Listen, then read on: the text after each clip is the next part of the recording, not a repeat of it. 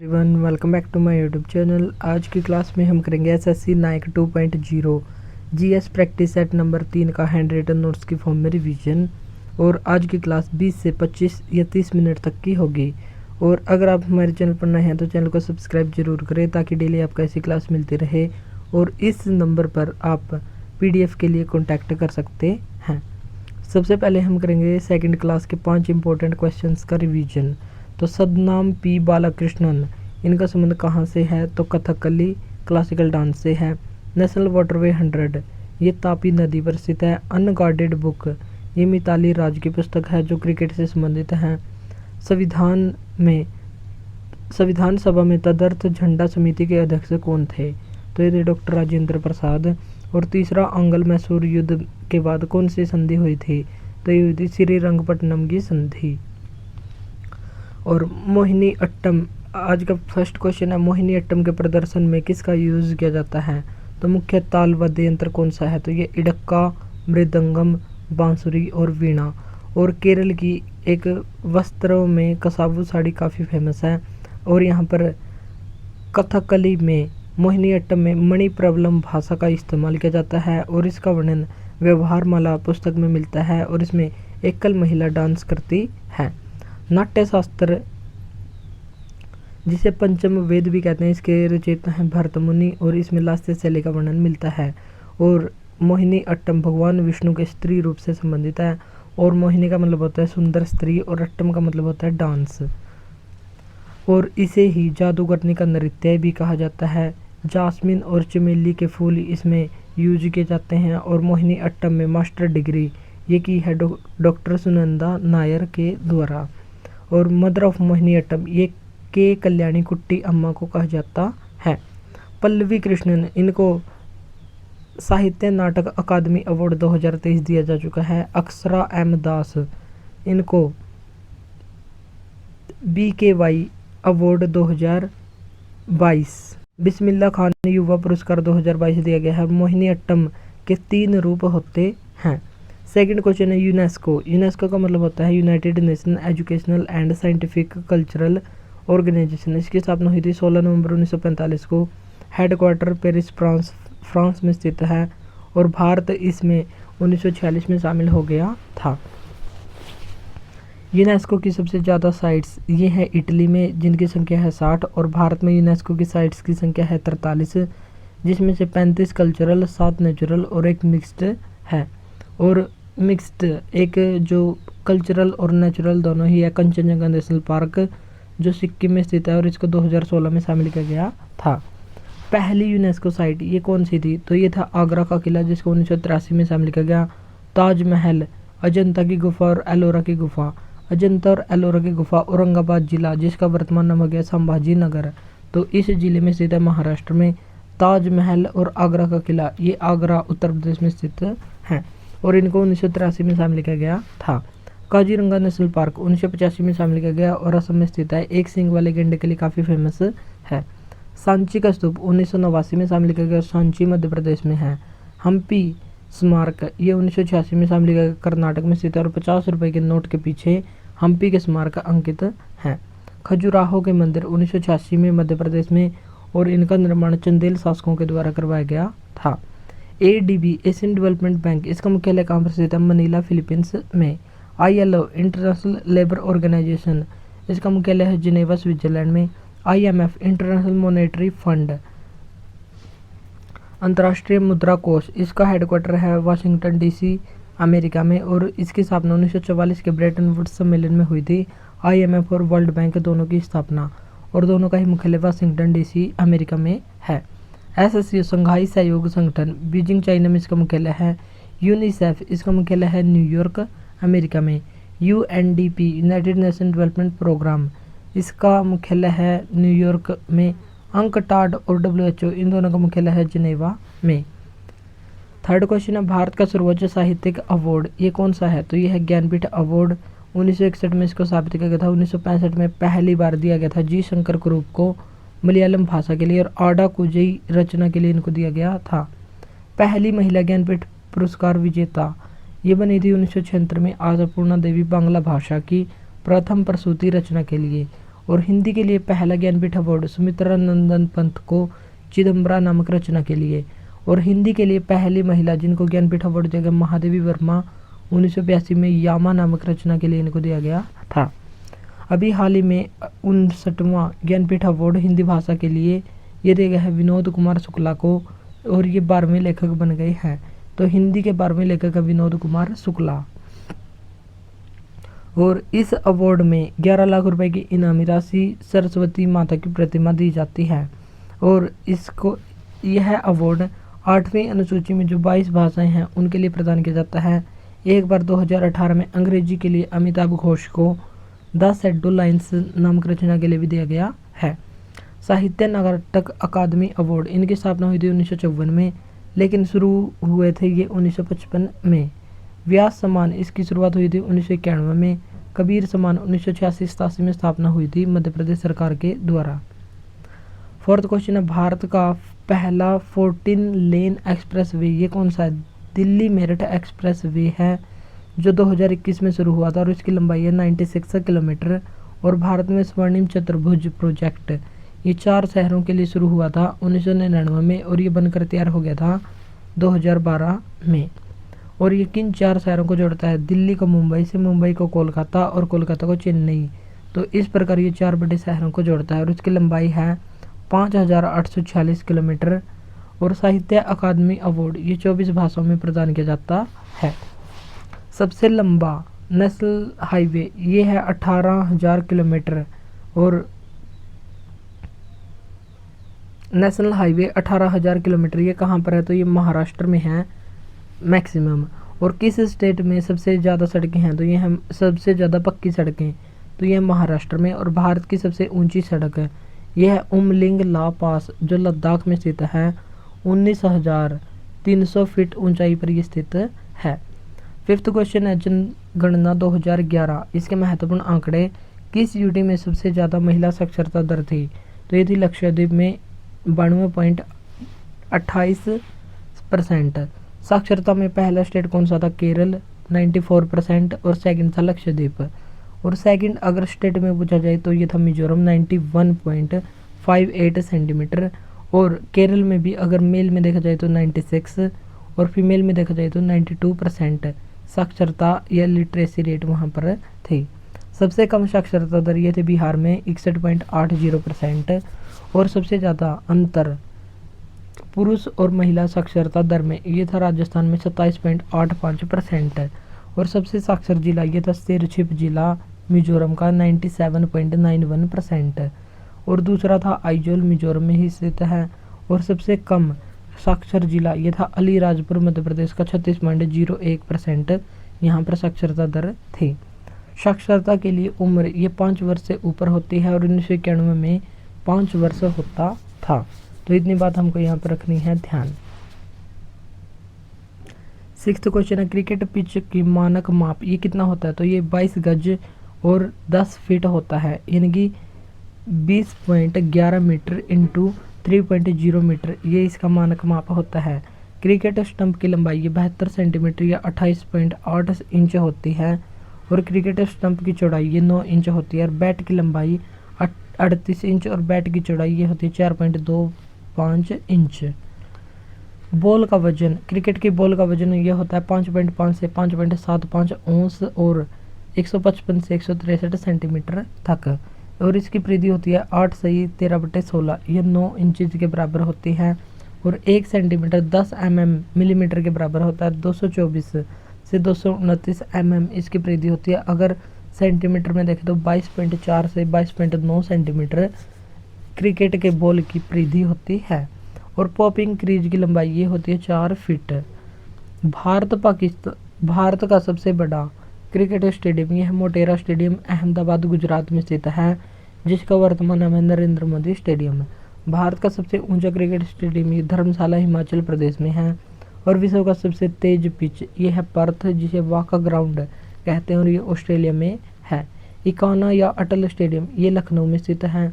Arun Jaitley stadium जिसका पुराना नाम होता था फिरोज शाह कोटला स्टेडियम जो दिल्ली में स्थित था। चिन्ना स्वामी स्टेडियम ये है बेंगलुरु में। और M.A. चिदम्बरम स्टेडियम ये है चेन्नई में।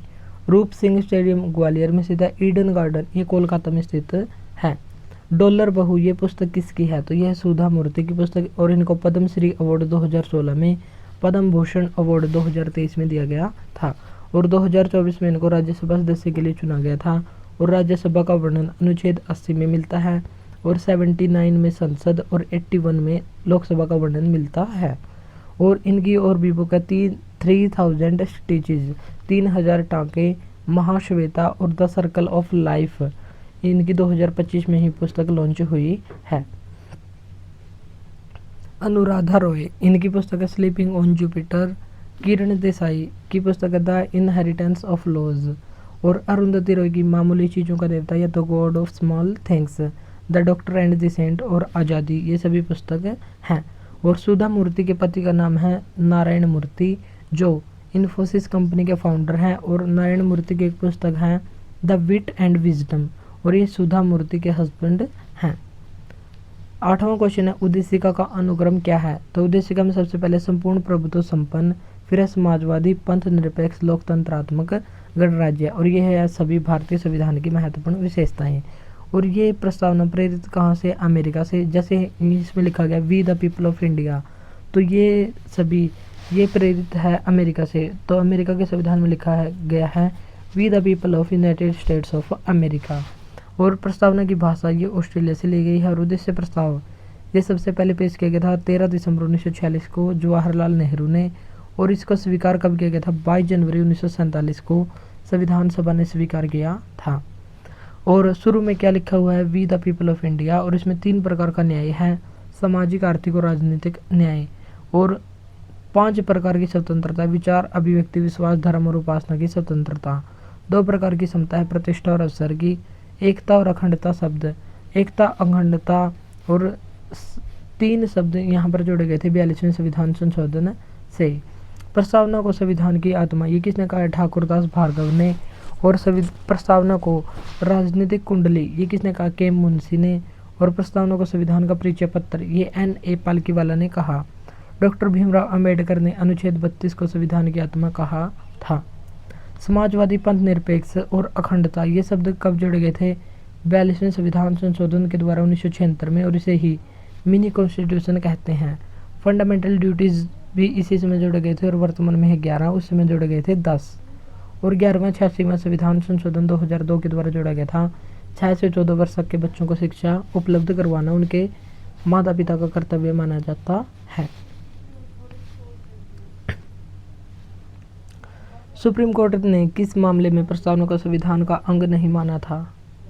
तो ये नहीं माना था बेरोजगारी केस 1960 में। फिर आया सज्जन सिंह केस जिससे अनुच्छेद 368 के बारे में है। गोलकनाथ केस 1967 में आया। फंडामेंटल राइट्स में संसद बदलाव नहीं कर सकता ऐसा निर्णय यहाँ पर आया था। एक आया था बम्बई बनाम यूनियन ऑफ इंडिया 1994 में। प्रस्तावना संविधान का भाग है। और केशवानंद भारती केस 24 अप्रैल 1973 का 13 जजों की इसमें बेंच बैठी थी। 7-6 से इसमें निर्णय हुआ था। और इसमें कहा गया था कि प्रस्तावना संविधान का भाग है और संपूर्ण संविधान को बदला जा सकता है लेकिन बेसिक स्ट्रक्चर चेंज ना हो, यानी कि मूल ढांचा न बदले, बाकी सब कुछ चेंज किया जा सकता है। ऐसा कहा गया था केशवानंद भारती केस में। 12वां क्वेश्चन, 18वीं सदी में बंगाल के नवाबों की राजधानी क्या होती थी? मुर्शिदाबाद। और ये की थी मुर्शिद कुली खान ने। इससे पहले राजधानी होती थी ढाका और मुर्शिदाबाद से मुंगेर राजधानी ये मीर कासिम लेकर गया था।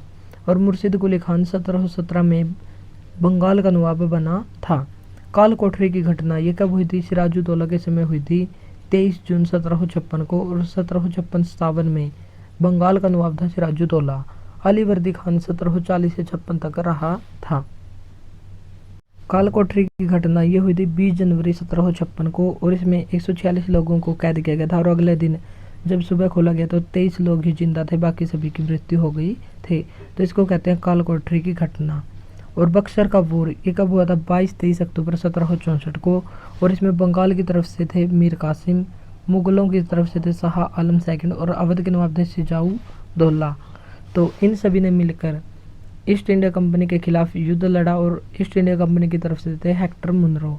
और इस युद्ध में हेक्टर मुनरो जीत गए थे और यहीं से अंग्रेजी शासन स्थापित हो गया था। मीर जाफर की मौत ये हुई थी फरवरी 1765 में, और इलाहाबाद की संधि ये हुई थी 12 अगस्त और 16 अगस्त 1765 को इलाहाबाद की संधि। प्लासी की लड़ाई ये कब हुई थी? तो 23 जून 1757 को हुई थी वेस्ट बंगाल में हुगली या भागीरथी नदी के किनारे। और इसमें सिराजुद्दौला की पराजय के बाद वो ऊंट पर बैठकर भाग गया था। और वापस किसने पकड़ा था? तो सिराजुद्दौला का एक सेनापति था मीर जाफर, जिसने क्लाइव का साथ दिया था, इसलिए इसे को कहते हैं क्लाइव का गिद्दड़। और इसका बेटा था मीरन ने सिराज की गर्दन काट दी थी। और ईस्ट इंडिया की तरफ से यहाँ पर था क्लाइव, तो क्लाइव यहाँ पर जीत गया था। प्लासी वॉर को दुख भरी रात ये किसने कहा है? नवीन चंद्र सेन ने। और अंग्रेजी शासन की शुरुआत प्लासी की लड़ाई से हुई, लेकिन अंग्रेजी शासन की स्थापना ये हुई थी बक्सर की लड़ाई से, जो 1764 में हुआ था। अंग्रेजों का सबसे ज़्यादा विरोध ये किसने किया था? मराठाओं ने। और आंग्ल मराठा युद्ध ये हुए थे 3। पहला आंग्ल मराठा युद्ध हुआ था 1775 से 82 के बीच, और ये सूरत की संधि से शुरू हुआ था और अंत हुआ था सालबाई की संधि से। और Raghunath Rao east India company में यहाँ पर मिल गया था। 1803 से 5 में दूसरा हुआ, और 1817-18 में ये हुआ था तीसरा आंग्ल मराठा युद्ध। और तीसरा में हुई थी संधि मंदसौर की संधि, और होलकर सम्राट और ईस्ट इंडिया कंपनी के बीच ये हुई थी, और इसे ही मंडेश्वर ट्रीटी के नाम से भी जानते हैं।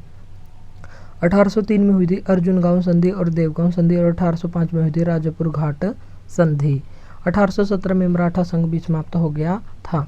अब जियोग्राफी का क्वेश्चन, K2 के बाद भारत में दूसरा सर्वोच्च शिखर ये कौन सा है? तो ये है गॉडविन ऑस्टिन, इसे ही कहते हैं K2, और इसकी हाइट है 8611 मीटर। और दूसरी है कंचनजंगा, जो एक मिक्स्ड हेरिटेज साइट है, और इसकी हाइट है 8598 मीटर, या कहीं कहीं पर 8586 मीटर भी दिखाई देता है। और तीसरे पर है नंगा पर्वत, जिसकी हाइट है 8126 मीटर। और विश्व की सबसे ऊंची पर्वत चोटी ये है माउंट एवरेस्ट, 8848 मीटर, और नेपाल में इसका नाम है सागर माथा।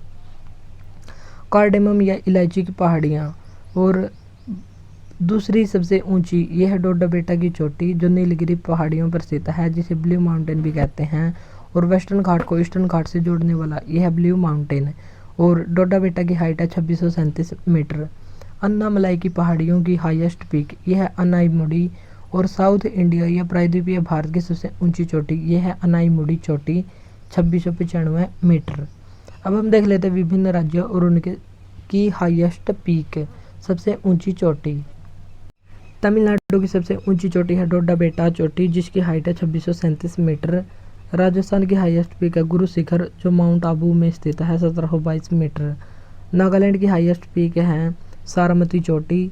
मध्य प्रदेश के धूपगढ़ चोटी, उत्तराखंड की नंदा देवी, महाराष्ट्र के कल सुबाई, वेस्ट बंगाल की है सदम्फू, और उड़ीसा की है देवमाली, अरुणाचल की है कांगतो, उत्तर प्रदेश की है अमसुत शिखर, मिजोरम की है फांगपुई, कर्नाटक की है मुल्यनगिरी, और झारखंड की है पारसनाथ।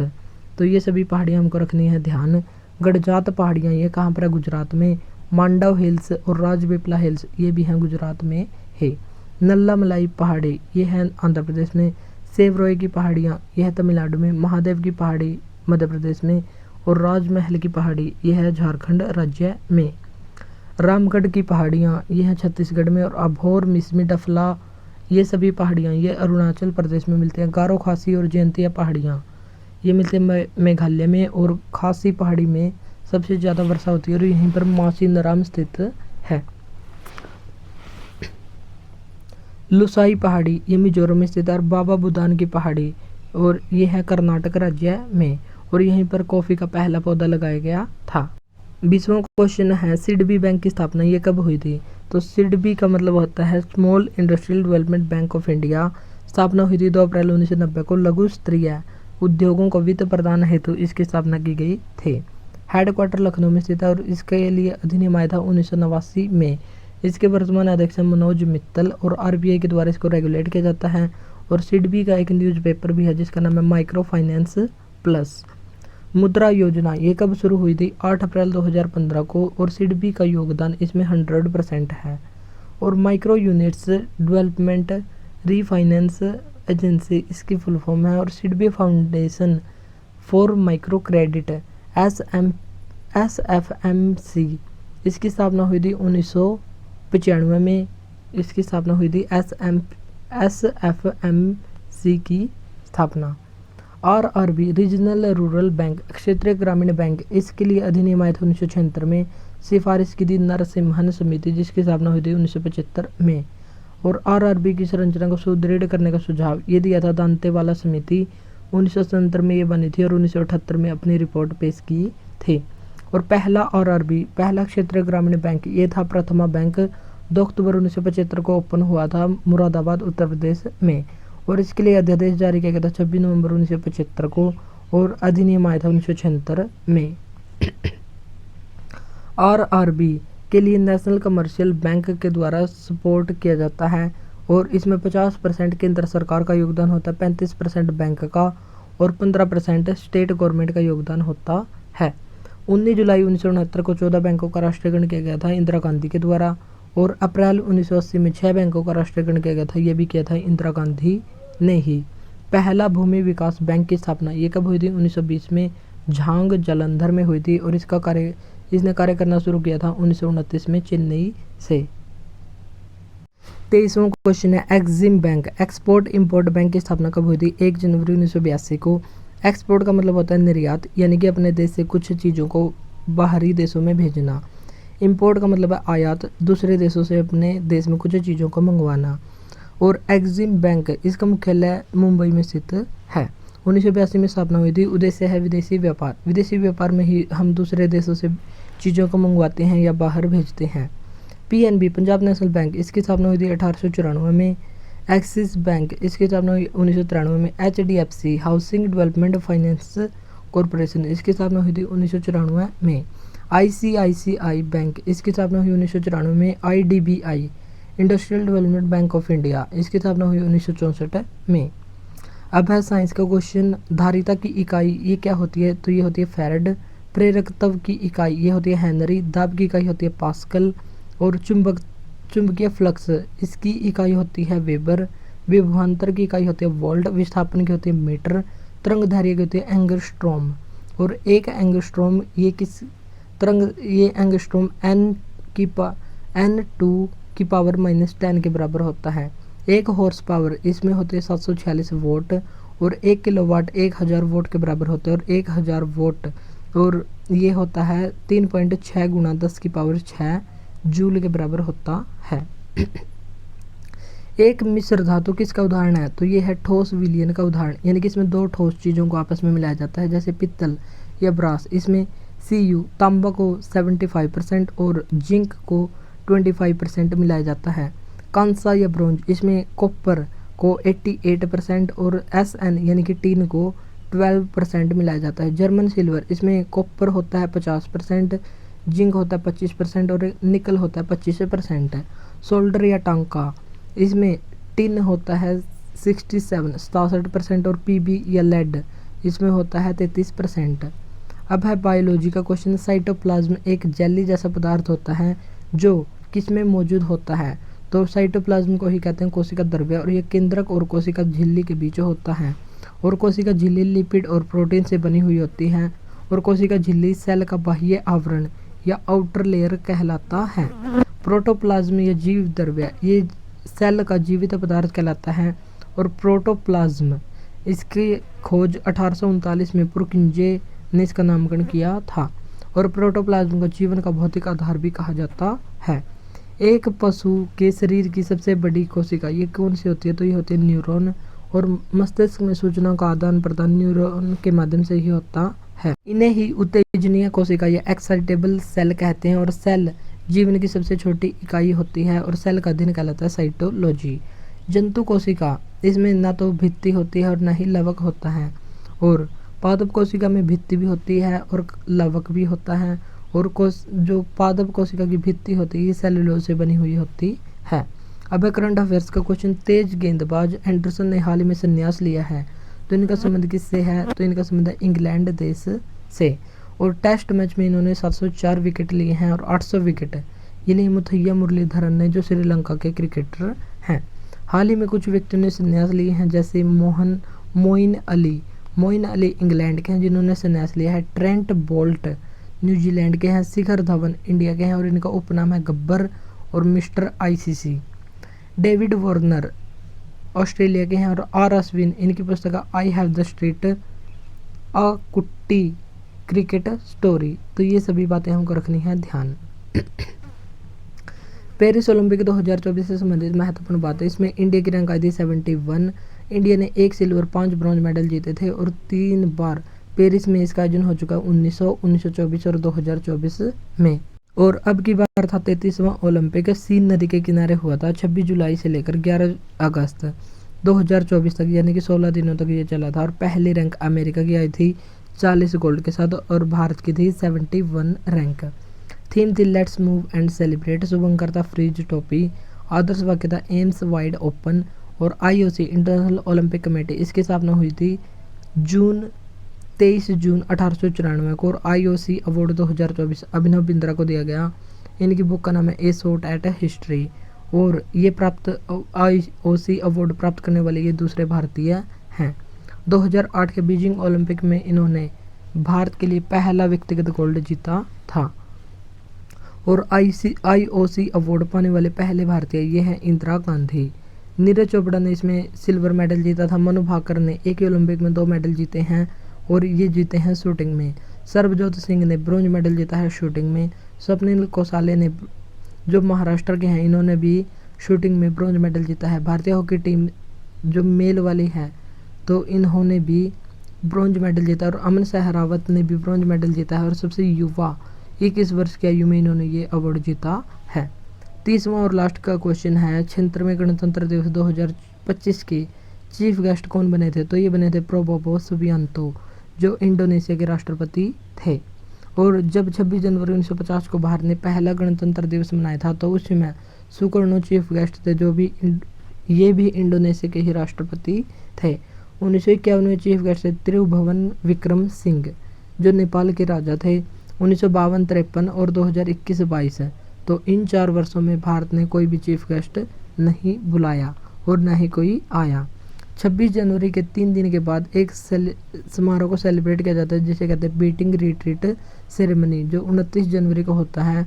और गणतंत्र दिवस का समापन इसी से होता है। और ये सेरेमनी या समारोह विजय चौक नई दिल्ली में होता है। साक्षरता दर का आधार ये था 5 वर्ष। 1971 की जनगणना के आधार पर 1991 में ये किया गया था, लेकिन वर्तमान में 7 वर्ष से कम 7 वर्ष इसका आधार माना जाता है। 2024 में बेस्ट झांकी का अवार्ड उत्तर प्रदेश की झांकी दी महाकुंभ 2025 इसको दिया गया था। और आज का होमवर्क है पहला गणतंत्र दिवस परेड। पहली बार गणतंत्र दिवस परेड कहाँ पर आयोजित हुई थी? तो इसका आंसर देना आपको कमेंट बॉक्स में। और इस क्लास की पीडीएफ के लिए हमारे व्हाट्सएप नंबर पर कॉन्टैक्ट करें और जिसका लिंक वीडियो के डिस्क्रिप्शन बॉक्स में भी दिया हुआ है। तो आप यहाँ पर कॉन्टैक्ट करके मैसेज करके इस क्लास की पीडीएफ को ले सकते हैं। तो आज के लिए इतना ही, मिलते हैं नेक्स्ट वीडियो में। और जो क्लास की पीडीएफ है वो पेड रहेगी। तो आज के लिए इतना ही, मिलते हैं नेक्स्ट वीडियो में। Thank you.